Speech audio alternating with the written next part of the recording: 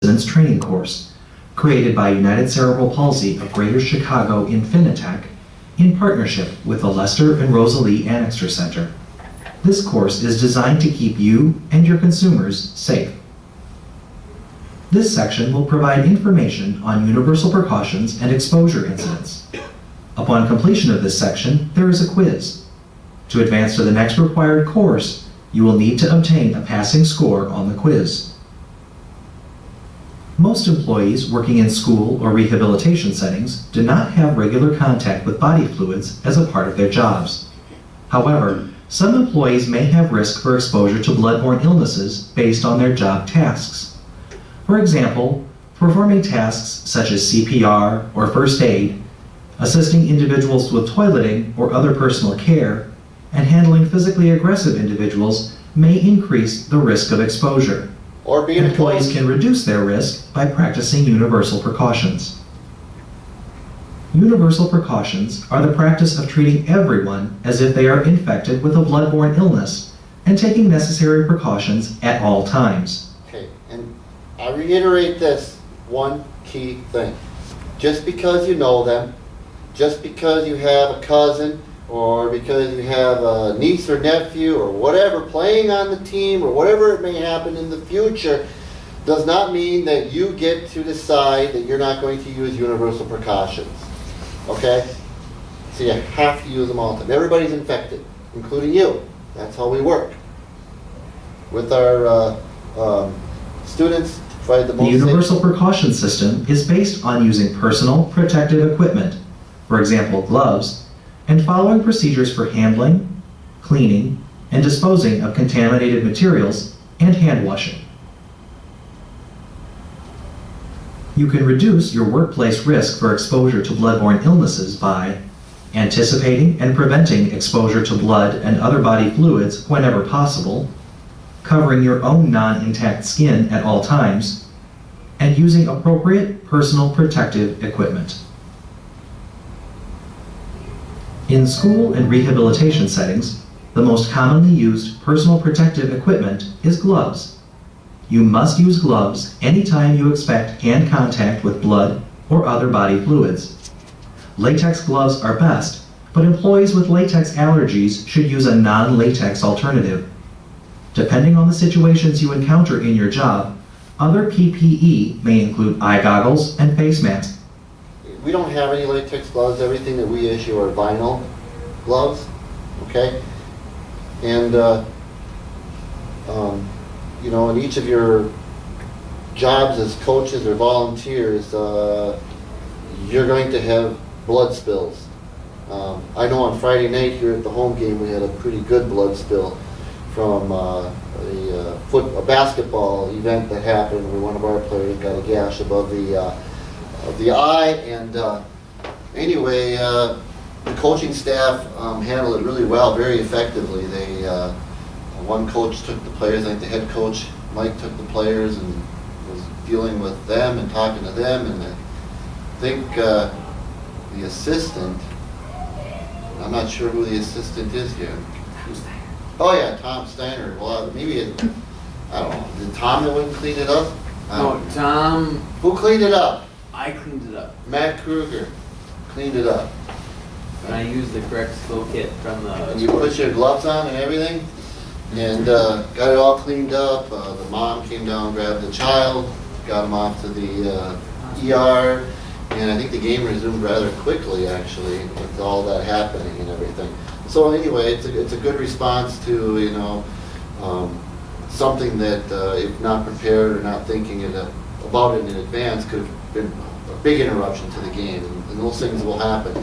So you got to be thinking about that as you go into your events, that, you know, I know there's an emergency kit for each of the teams. I know there's one at the table for the games, but you got to be thinking about it for your practices and stuff.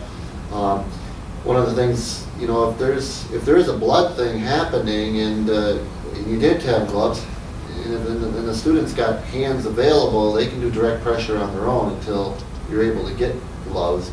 You can hand them a shirt off the back of another kid to help with that direct pressure.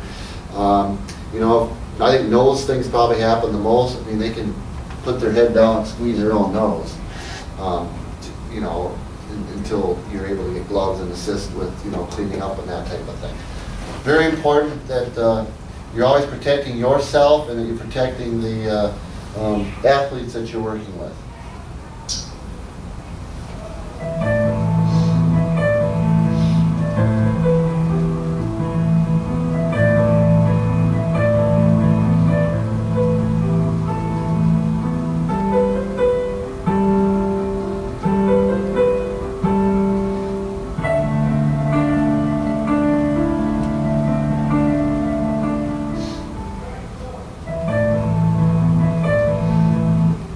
In spite of following universal precautions, you may have an exposure incident at work.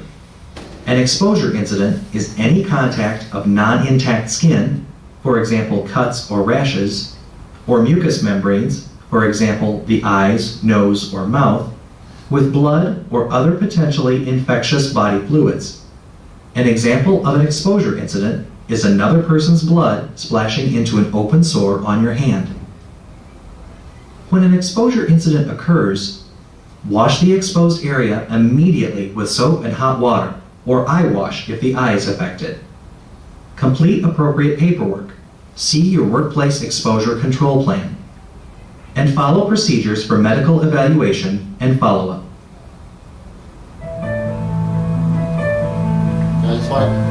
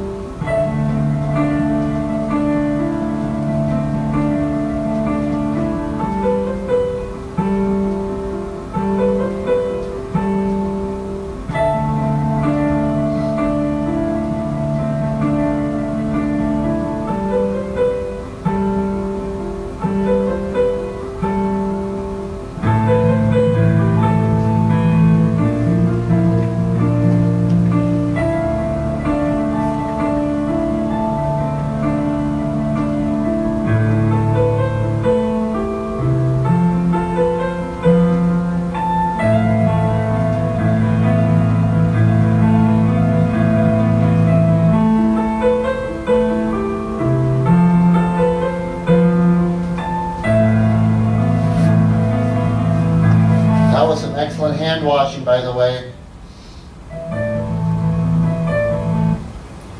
Okay, I'm the exposure control officer here at Wabash Kellogg. So, if you think you have an incident, okay, and it's at a home event, the game supervisor should be able to get a hold of me, okay, by calling my cell phone, okay?